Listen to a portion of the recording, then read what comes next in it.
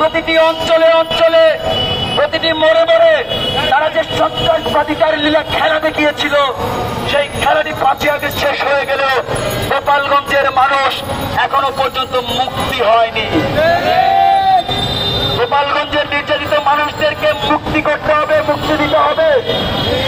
তারা এখনো আওয়ামী সন্ত্রাসীদের কাছে জিম্মি হয়ে রয়েছে। এই জিম্মি দশা থেকে গোপালগঞ্জের মুক্তিকামী মানুষকে মুক্তি দিতে হবে। সুতরাং স্বরাজ কণ্ঠে আওয়াজ তুলতে হবে, মুক্তিকামী জনতার পাশে দাঁড়াতে হবে।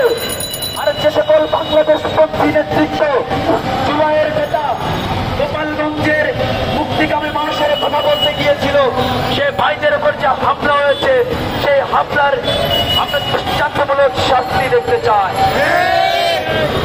দৃষ্টান্তমূলক শাস্তি নিশ্চিত করে না গেলে জুলাইয়ের যে দায়, সে দায় মিটবে না।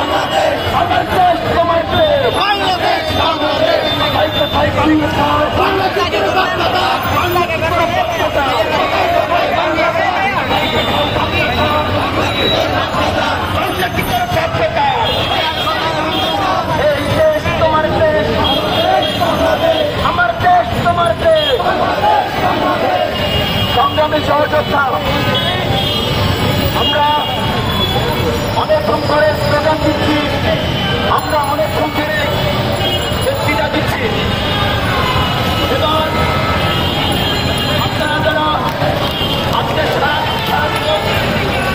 আমাদের সাথে একটি মিছিল এখানে তাদের তরকারি দিয়ে শুভক্ষণের তরকারিকে আমাদের